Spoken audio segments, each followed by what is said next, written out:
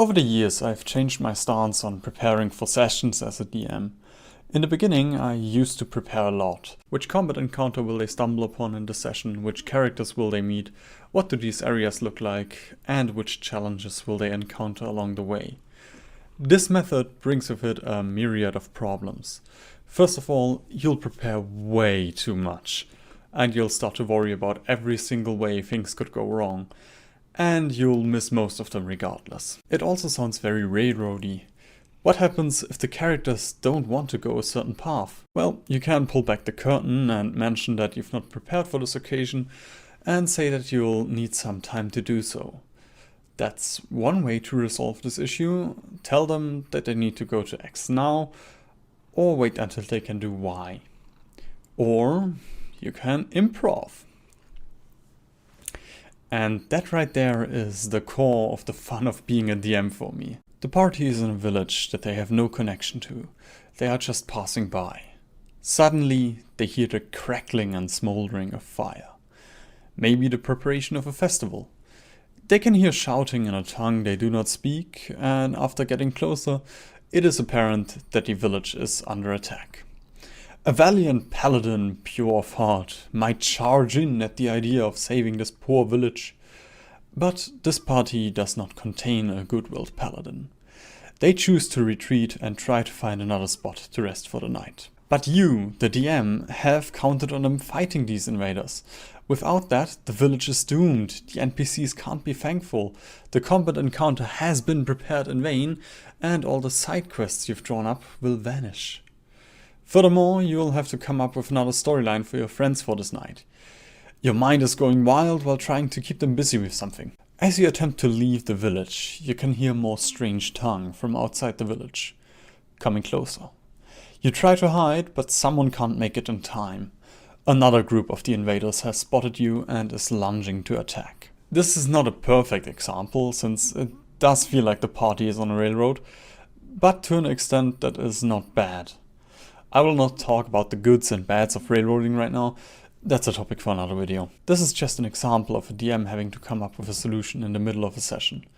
And, to me, that is just the best part of being a DM. You are cornered and have to think of something quickly. It does surprise me sometimes how natural the result is that one can come up with so quickly. I held a session once where the party wound up in an escape sequence, and I assumed that might happen, but I deliberately did not write anything down for this event. Because of that, we had this very cool evening where they ran through ruins into a forest, each of them being chased by an enemy, and after the session they told me that was one of the best sessions we've had. Probably because everyone had their own inner image in their head of the events that happened, but also because they got to interact with the world as they wanted to.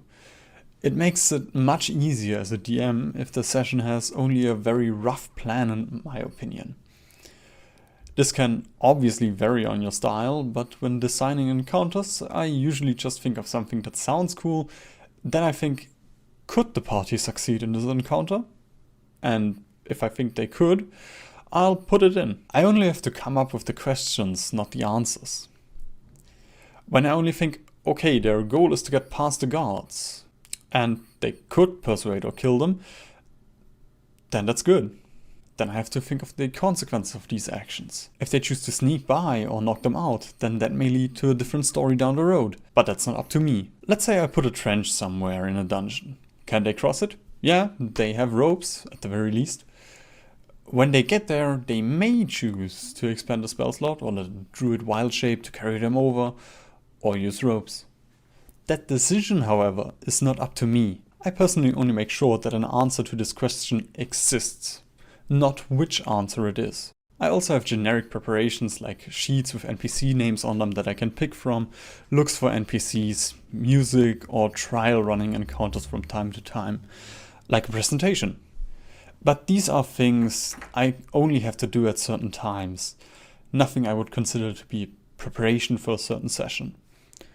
This is the balance that I attempt to strike when preparing for a session. Prepare what the party will see, maybe put some care into loot and combat as well as the battle map, special NPCs they might meet, but the rest is left open.